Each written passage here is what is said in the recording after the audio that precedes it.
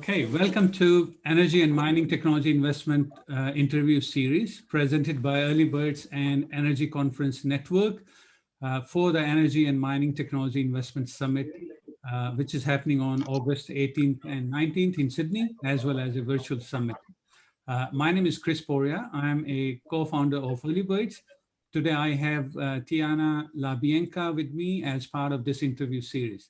Tijana is the manager of innovation and improvements at South 32, globally accountable for South 32 innovation and improvement portfolio and capabilities. Tijana's career spans across funds management and mining, gathering significant experience in resources sector across several commodities.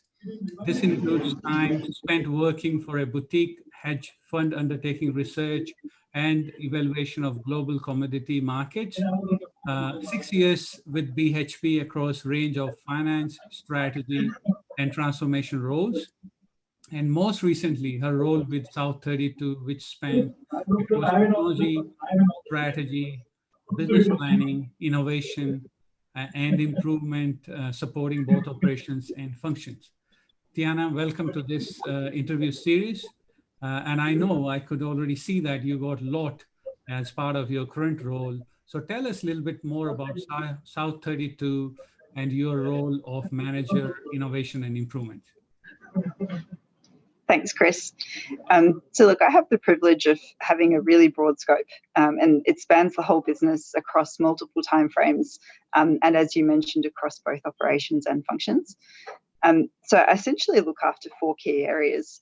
The first is business planning for South 32, which is basically our process to identify and prioritise the key initiatives that we are going to focus on across the business to achieve our strategy. The second is then our South 32 operating system. And you can think of this as essentially our blueprint and playbook for how we run our operations and functions to deliver safe, stable, continuously improving performance. Thirdly, we look after business improvement, which includes our strategy and guidance for how we do BI within the business, governance of our overall improvement portfolio, our common set of tools, trainings and systems to uplift BI capability. And we work really closely with each of the BI teams within our operations to deliver this mandate. And then lastly, but definitely not least, I'm also responsible for South 32's innovation strategy, which also includes, the governance of our innovation portfolio, our process, our common set of tools, training and system, but also the way that we uplift innovation capability across the business. I think what I love most about my role is that I get to work on both the longer term strategic initiatives through the innovation work, as well as more of the here and now operational opportunities and real-time challenges through both improvement and the operating system work. Great. Thank you very much, Tijana. And what are the key issues inhibiting innovation, especially in the mining companies? Yeah, look, I might try and summarize this into three. I think firstly, mining companies have often struggled to get traction with innovation because we actually don't often spend the upfront time getting our internal strategy and processes sorted.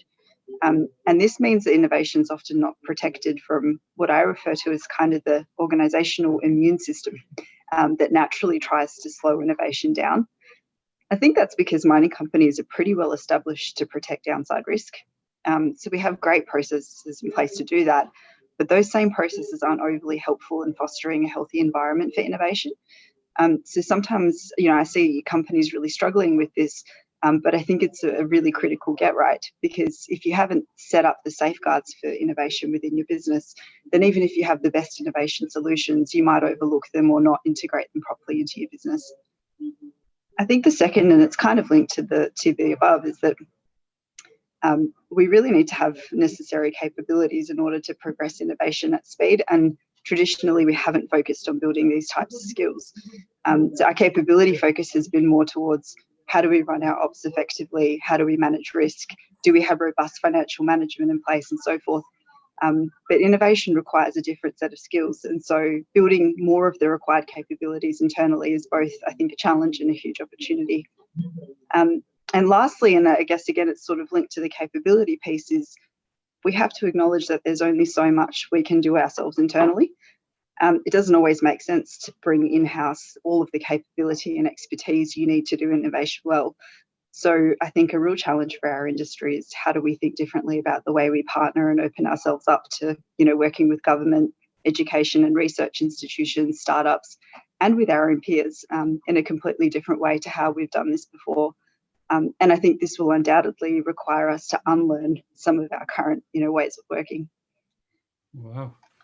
Thank you for that, Tijana. And now let's talk specifically about South 32. So what are the key challenges and I would say some key challenges that you and your team are working at South 32? So look, from an innovation process perspective, our focus has absolutely been about putting in place measures to address the exact challenges I spoke about just before. And we have really spent time trying to get that right because we've identified that without it, the innovation solutions we deliver aren't going to stick. But then from an innovation priority focus perspective, our biggest challenge without doubt is decarbonisation. And we're tackling that through what we call our low footprint innovation mission. So we have 5 strategic missions in innovation and low footprint is one of them. So this particular mission is looking at things like how do we develop a southwest strategy for decarb for our Worsley alumina operation, which operates in the southwest of Australia. We're currently members of an early stage CRC, which is focused on decarbonisation of heavy industry and partners with others who are facing similar challenges. Another area we're actively exploring is electrification, and we're currently doing that through the Electric Mine Consortium. And these are just a few examples. There are a range of things in our pipeline to help us achieve our decarbonisation goals. But without doubt, if you look across our innovation portfolio at the moment and where we're currently spending most of our time and funds, it is in the low footprint space. Great. And then I know that you will be speaking in August event. So what can we expect? What are you going to talk about?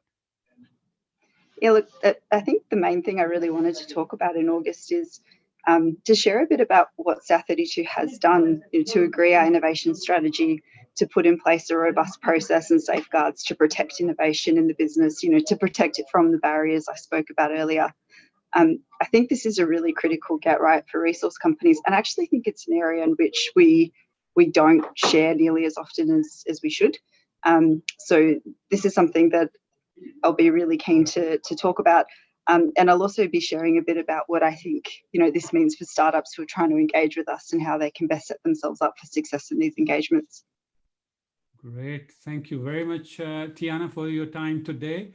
And I'm really excited to definitely hear from you more in August. And hoping to see you in August in Sydney. So thank you very much for your time today. Thanks, Kris. Looking forward to it.